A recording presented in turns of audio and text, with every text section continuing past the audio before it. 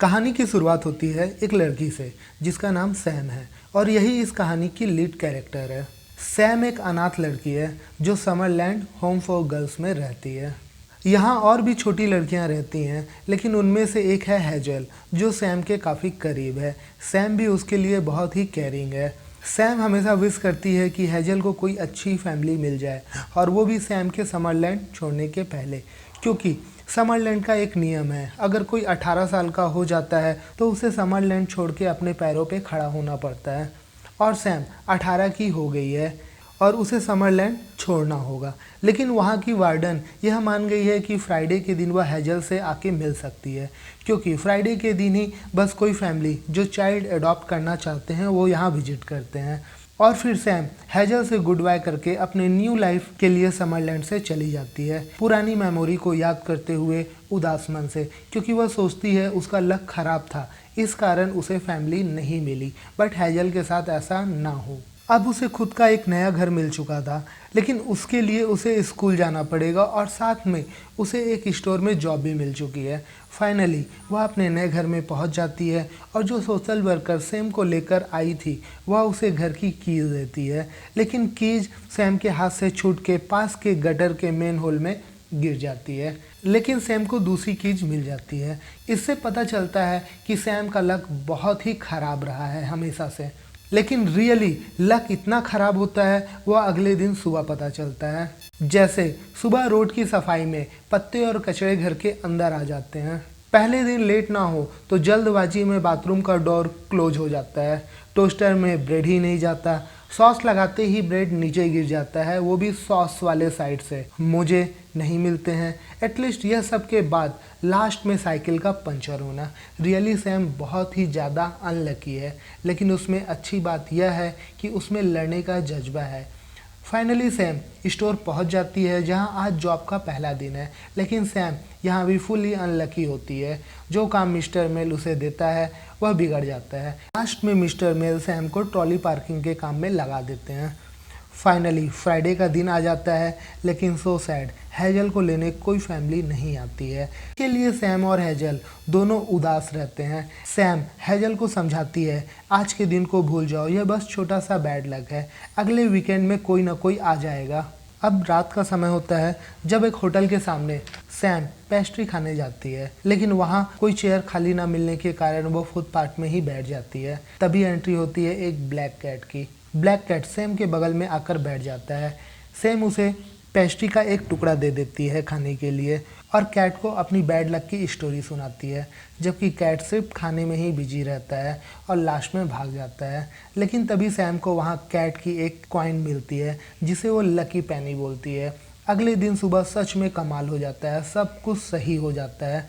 अचानक उसका bad luck good luck में बदल जाता है और उसे पता चलता है यह सब उस लकी पेनी के कारण होता है। स्टोर में भी आज सैम बहुत ही अच्छा परफॉर्मेंस देती है, जिससे स्टोर का मालिक मिस्टर मेल बहुत खुश हो जाता है।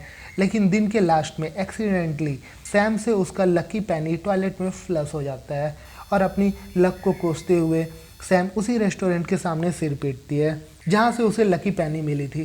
तभी वही ब्लैक कैट वहाँ आ जाता है और वह उसे बताती है कि लकी पेनी टॉयलेट में फ्लश हो गया। तभी ब्लैक कैट अचानक बोल उठता है, क्या तुमने मेरी लकी पेनी टॉयलेट में फ्लश कर दिया?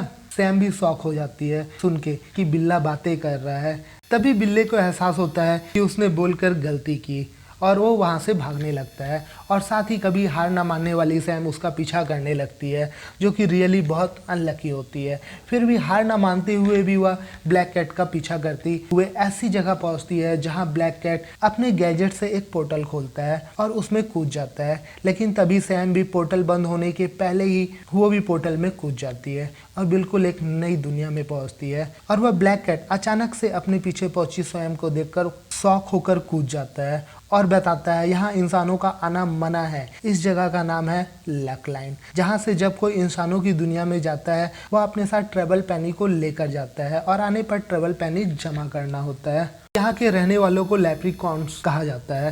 तो लेप्रिकॉन्स की बातों से यह पता चलता है कि ब्लैक कैट का नाम बॉब है और साथ ही यहाँ एक पेनी डिपो है। बॉब और सैम के बीच काफी तू तू मैं के बाद बॉब और सैम डिसाइड करते हैं कि डिपो में पेनी चोरी करेंगे, लेकिन उससे पहले एंट्री गेट में लक लाइन से पहुंचने के लिए ट्रेवल पेनी का होना जरूरी होता है। लेकिन बॉब बड़ी चालाकी से पेनी की जगह सैम के द्वारा दी हुई बैग के बटन को एंट्री गेट में डालकर लक लाइन में एंट्री कर जाता है और इसके साथ अपने एक पार्टनर जेरी का लेप्रिकॉन ड्रेस सैम को दे देता है ताकि सैम लेप्रिकॉन की तरह दिखने लगे। लेकिन उसके बाद भी लेप्रिकॉन असल में बहुत छोटे होते हैं, तो सैम अलग से ही हाइट के कारण दिखती है। लेकिन फिर भी बॉब लोगों को बताता है यह दूसरी दुनिया से आई हुई लेप्रिकॉन है, यह यहाँ सीखने आई है। वहाँ के लोग उनकी बातें मान जाते हैं और फिर अपने प्लान के हिसाब से वे निकलते हैं पेनी डिपो की ओर। यह दुनिया बिल्कुल ही अलग और काफी एडवांस है। यह देखकर सैम काफी शॉक होती है। यहाँ पता चलता है कि यहाँ लेप्रिकॉन, पिगी, रैबिट और भी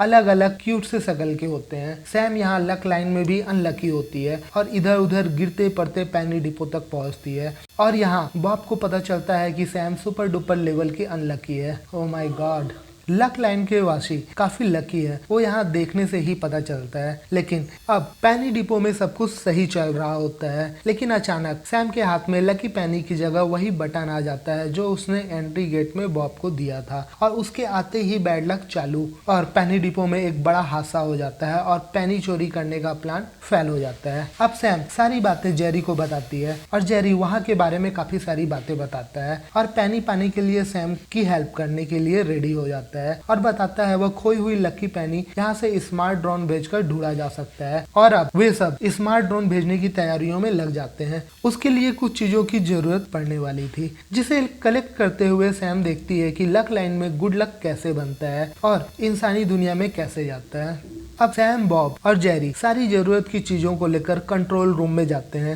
ड्रोन को लॉन्च करने के लिए। टारगेट लॉक किया जाता है और ड्रोन शुरू होता है और लकी पेनी को ढूंढ लेता है और फिर एंट्री गेट में लेकर आ जाता है। लेकिन ड्रोन इतना गंदा होता है कि जेरी के ग्लव्स पहनने के चक्कर में लेट हो जाता है और वैक्यूम होके पूरे गंदे ड्रोन को खींच लेता है। अब जेरी बताता है कि ड्रोन बीचों बीच में चला गया है। बीचों बीच गुड लक और बैड लक के बीच की जगह होती है। अब सैम और बॉब लिफ्ट से बीचों बीच जाने वाले होते हैं, लेकिन यहाँ सैम ने लिफ्ट में गलत बटन दबाकर सीधे बैड लक एरिया में आ जाती है और एक्सीडेंटली लिफ्ट के बाहर आ जाती है और लिफ्ट बंद हो जाता है। अब सैम और बॉब अलग अलग हो जाते हैं, लेकिन बिछड़ने के पहले बॉब सैम को पूरा मैप समझा देता है। अब सैम बैड लक एरिया में अकेले रह जाती है और इधर उधर भागते गिरते पड़ते आखिरकार बॉब के बताए हुए जगह में पहुंच जाती है और सैम को बॉब मिल जाता है और सैम और बॉब साथ में बीचों बीच पहुंचते हैं जहां उन्हें यूनिकॉर्न मिलता है। वो वहां काम करता है, वो बैड लक को अलग करने वाली मशीन पे काम करता है और यहाँ पे सैम को पता चलता है यूनिकॉर्न और गुड लक की बॉस मिस ड्रैगन दोनों एक दूसरे को बहुत चाहते हैं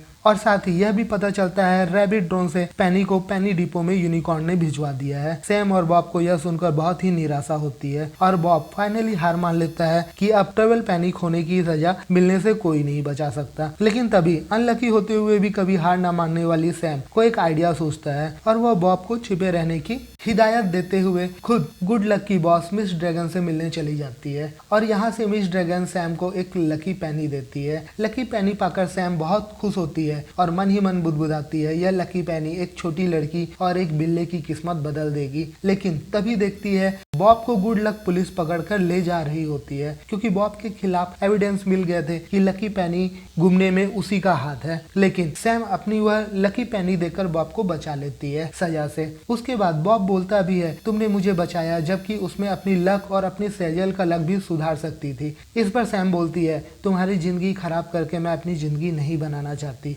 और साथ ही सैम के दिमाग में एक आइडिया आता है क्यों ना बैड लक वाली मशीन को ही बंद कर दिया जाए ताकि ना बैड लक बनेगा ना कोई अनलकी होगा। इसी के साथ बैड लक को अलग करने वाली मशीन बंद कर दिया जाता है और साथ ही सैम वहाँ पे बॉब के कंट्रोल पैनल स्क्रीन में देखती है कि सेजल को अडॉप्ट करने वाला कपल आ चुका है तो सैम भी खुश हो जाती है। फाइनली सब अच्छा हो गया, मिशन कंप्लीट हो गया और वह बॉब के साथ एंट्री गेट पर अपनी दुनिया में जाने की तैयारी करती है। तभी एक हल्की सी हलचल होती है और बैड लक की पिंक कण हवा में आ जाते हैं। बॉब बताता है यह बीचों बीच से आ रही है, कुछ गड़बड़ हुआ है। तभी सैम का जाना कैंसल और वह तुरंत गुड लक और बैड लक मिलाने वाली कोलाइडर मशीन के पास पहुंच जाती है। तभी वहाँ एक जोरदार विस्फोट होता है, बैड लक चारों ओर फैल जाता है और पूरा लक लाइन पूरी तरह से बंद हो जाता है और गुड लक एरिया अंधेरे में डूब जाता है और गुड लक लैंड पूरी तरह से बैड लक लैंड में बदल जाता है। अब सब निराश हो जाते हैं क्योंकि अब लक लैंड कभी शुरू नहीं हो सकता, क्योंकि गुड लक लैंड से